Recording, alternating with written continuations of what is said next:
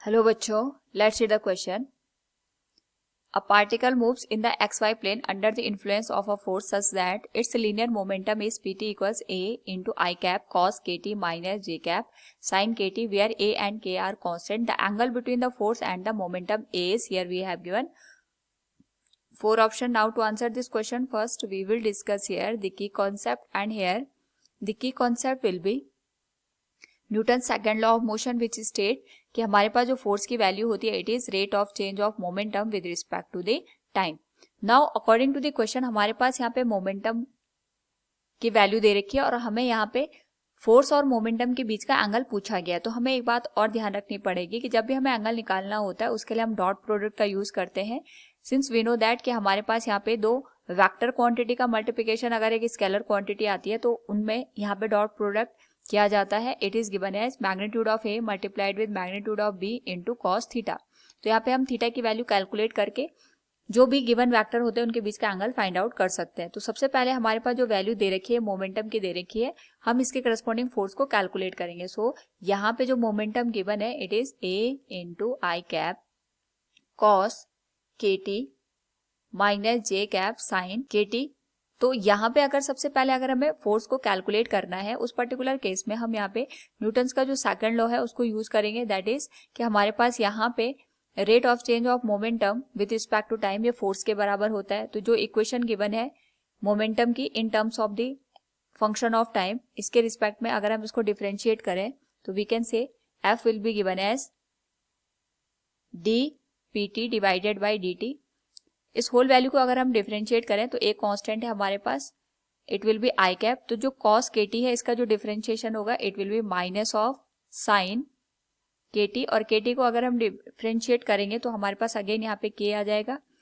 And जो sign K T है इसका जो डिफरेंशिएशन होगा ये हमारे पास यहाँ पे कॉस के टी के बराबर आएगा. अगेन यहाँ पे के टी का डिफरेंशिएशन करेंगे तो के हमारे पास रिमेनिंग रह जाएगा. सो फ्रॉम हियर हम यहाँ से के है उसको कॉमन लिख सकते हैं. It will be A into K, it will become minus I cap sine K T minus J cap cos K T. यहाँ पे क्योंकि हमें ये देखना है कि दोनों जो हमारे पास क्वांटिटी गिवन है इनके बीच का एंगल कितना है, तो हम यहाँ पे जो फोर्स है और जो हमारे पास यहाँ पे मोमेंटम निकल के आया है इनके बीच का डॉट प्रोडक्ट कर लेंगे. तो डॉट प्रोडक्ट में हमें एक और बात ध्यान रखनी होती है कि आई कैप के कोफिशिएंट का मल्टीप्लिकेशन आई कैप के साथ होता है और जे कैप के कोफिशिएंट का मल्टीप्लिकेशन जे कैप के साथ होता है.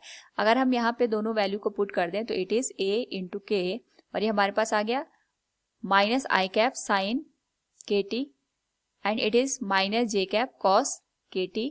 This will be dot product with the A into I cap cos K T and it is minus J sine K T.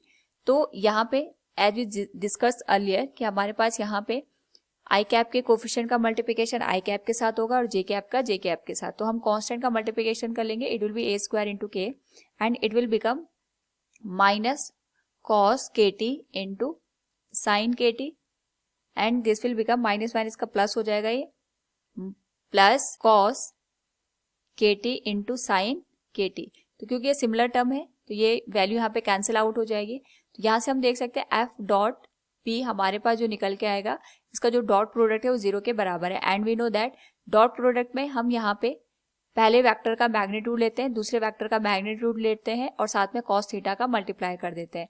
तो यहाँ पे क्योंकि हमारे पास जो मैग्नीट्यूड है ये 0 के बराबर नहीं है और फिर भी यहाँ पे जो डॉट प्रोडक्ट है हमारे पास 0 के बराबर निकल के आ रहा है, इसका मतलब ये होगा कि यहाँ पे जो एंगल की वैल्यू है ये कुछ इस तरीके से होगी कि इनका जो मल्टीप्लिकेशन है ये 0 के बराबर हो गया. एंड वी नो दैट कि जो थीटा की वैल्यू है अगर ये 90 डिग्री हो जाए उस पर्टिकुलर केस में हमारे पास जो पूरा डॉट प्रोडक्ट का मल्टीप्लिकेशन आएगा वो 0 के बराबर आ जाएगा क्योंकि cos 90 की वैल्यू 0 के बराबर होती है. So from here we can say हमारे पास जो फोर्स और मोमेंटम है इसके बीच का जो एंगल बनेगा that will be 90 degree. So from the given question we can say the angle between force and momentum is 90 degree. Option D will be the right one. Hope all you understood it. Thank you and best of luck.